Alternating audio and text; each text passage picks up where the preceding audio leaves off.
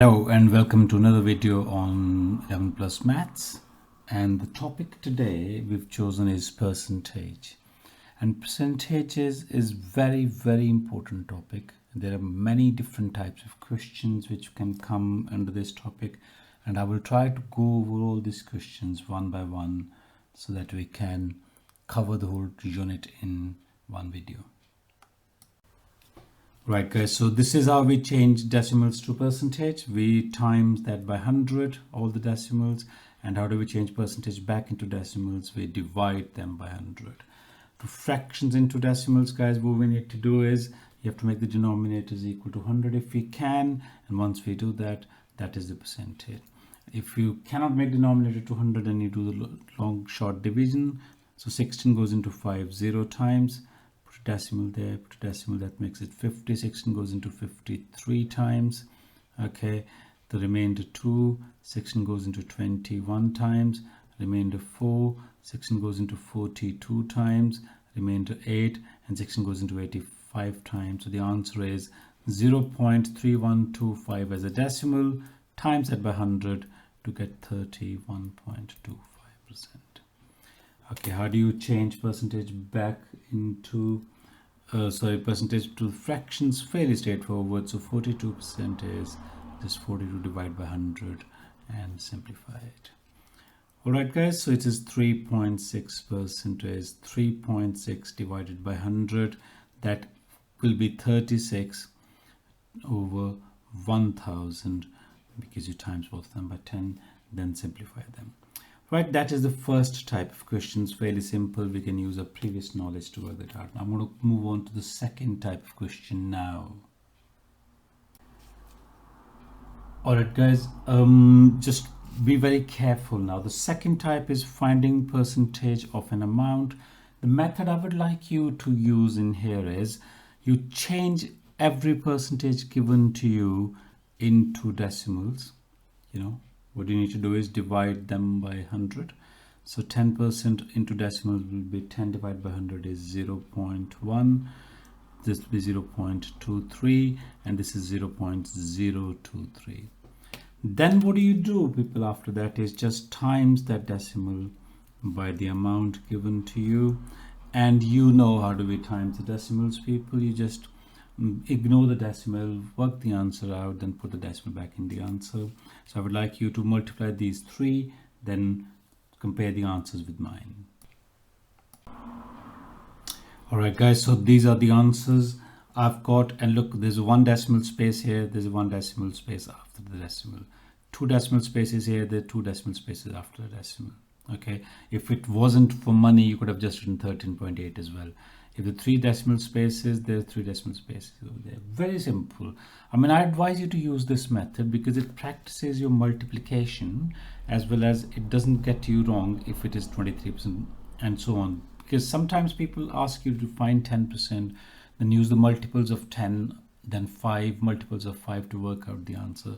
I would prefer you to just focus on this one. Change percentage into decimal, then use multiplication.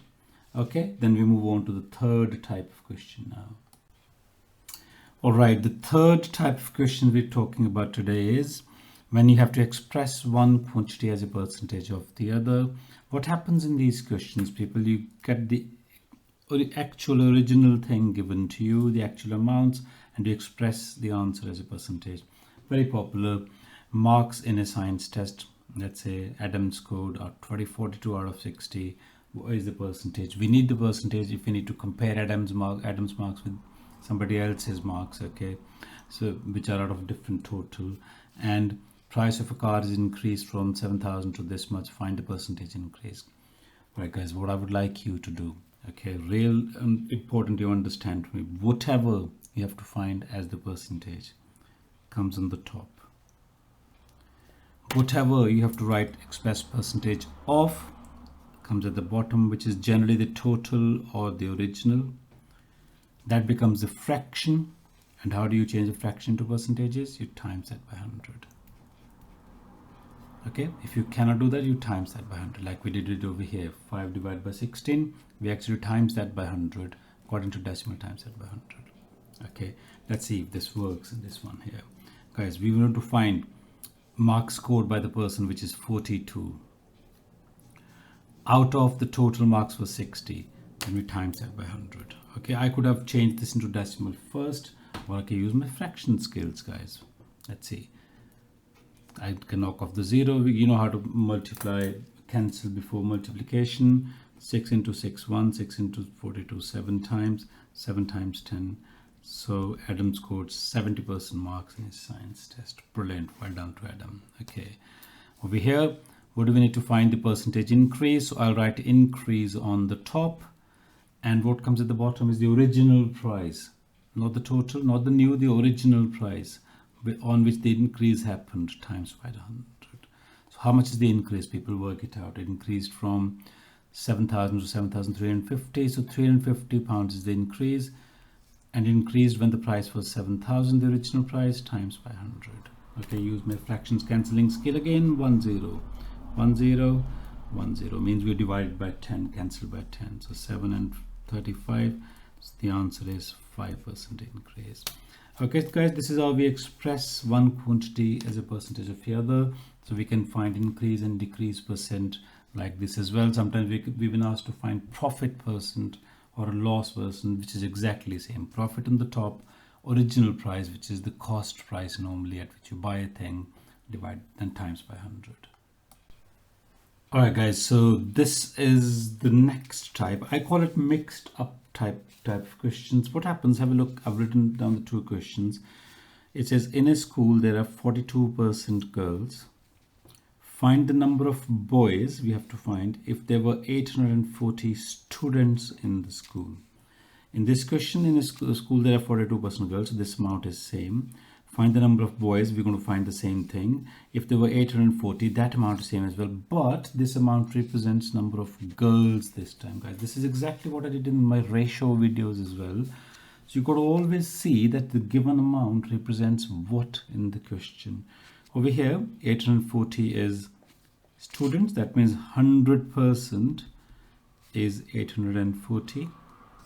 Okay, and you're going to find 58% because these were the boys. 42% girls, 58% were the boys. Okay, so you can use a unitary method. So 1% will be less, so 840 divided by 100 times by 58.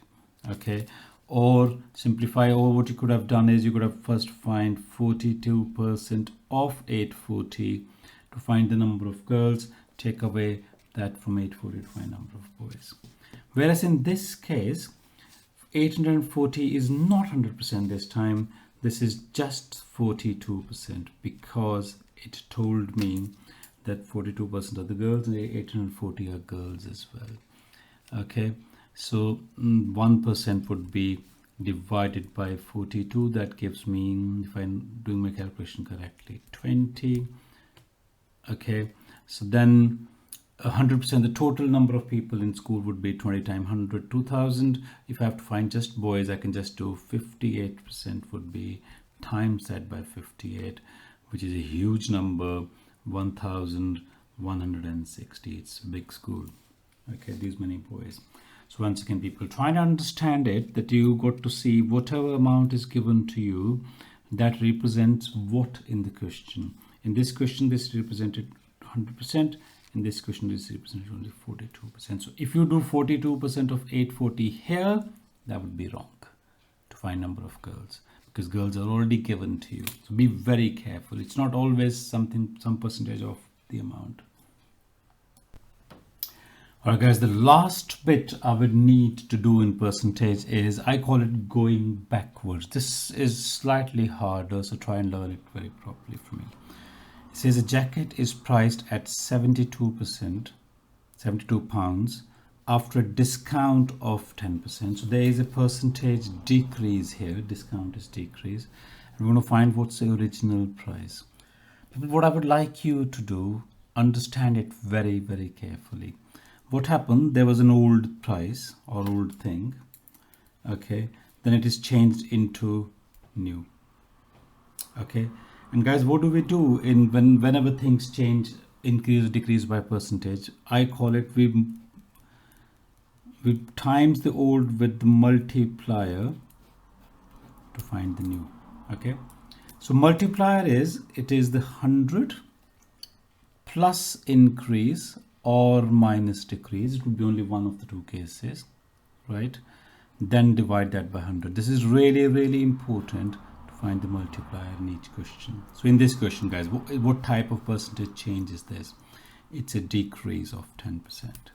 Okay, so multiplier would be 100 take away 10 divided by 100, which is 0.9. Try and understand this. So what do we need to find in this question? We're going to find the original price. We're finding the old thing times by 0.9. Is the answer is 72. You've done your algebra with me. If I cover this up, take this to the other side, what happens? It divides. So the answer is 72 divided by 0.9. You've done that in one of my videos as well, guys. 72 divided by 0.9 times that by 10. So that's 720 divided by 9 is 80 pounds. So 80 pounds is the answer of the jacket before discount. Could this be right? Were we expecting a bigger answer? The answer is yes.